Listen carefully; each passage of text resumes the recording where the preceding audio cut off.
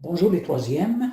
Maintenant, c'est le temps de faire quelques activités pour pratiquer la multiplication par 10.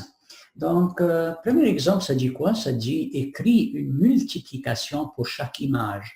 Donc, je vois une image ici que saute par 10. Chaque fois, je saute par 10. Donc, je peux dire 10 fois.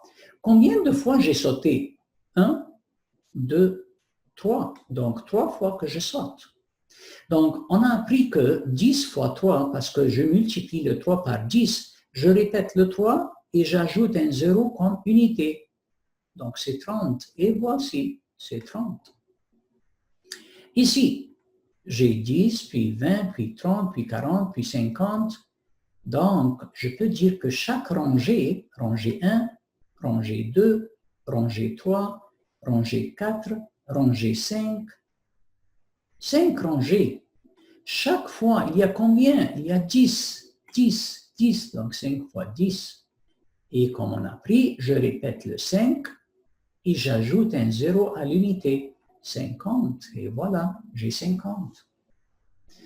Deuxième exemple, écris une multiplication pour chaque addition. Il y a 10 plus 10, c'est-à-dire que le 10, je l'ai répété 2 fois. Ça donne combien?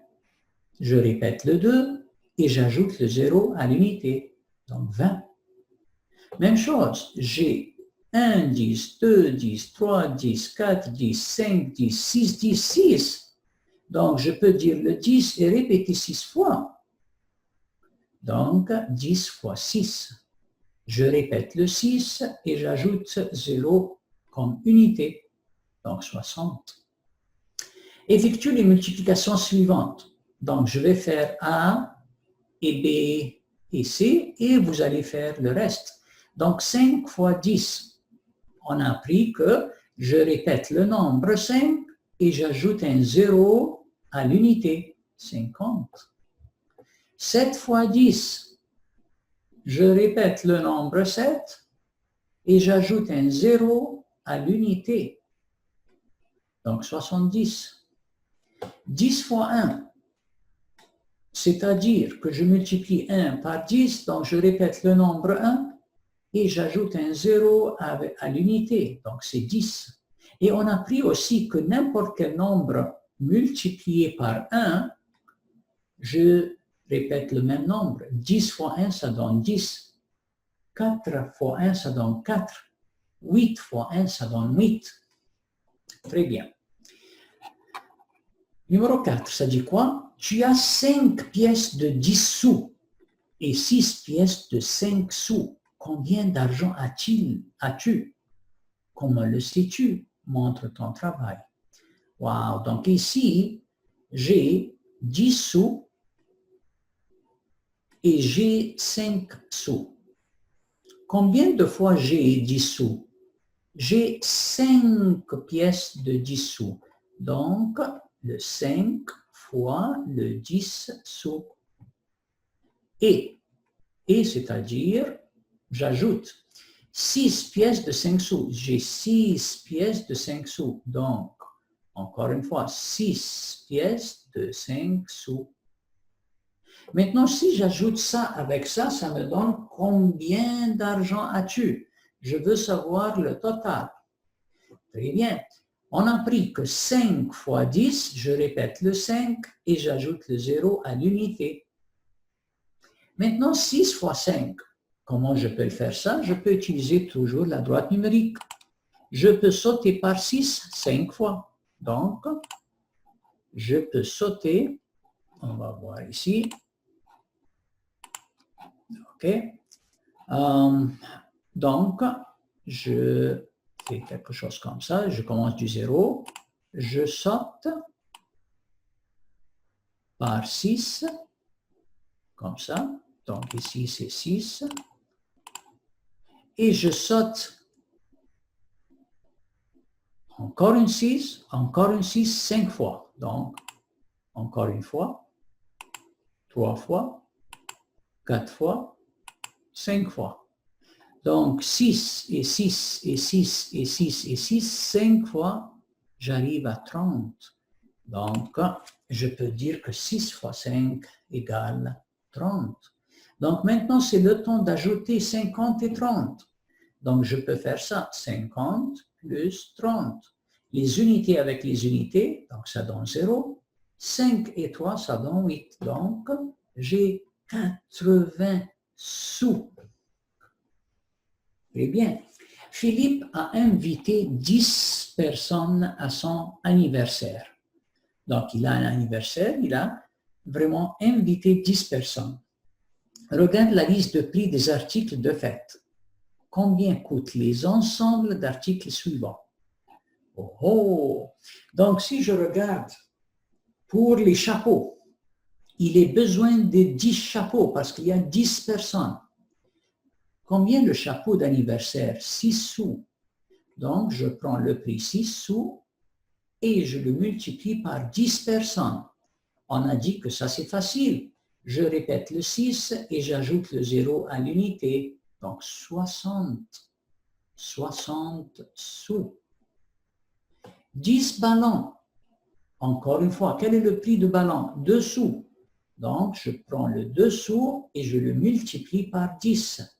2 fois 10, je répète le 2 et j'ajoute le 0 comme unité. Donc, c'est 20 sous. Et je laisse le reste pour vous. Numéro 6. Rédige un problème, tu dois pouvoir le résoudre à l'aide d'une multiplication par 10. Donc, je vous laisse ça, à créer un problème où il y a une multiplication par 10. Dessine tous les regroupements que tu peux pour montrer le produit 20. Oh!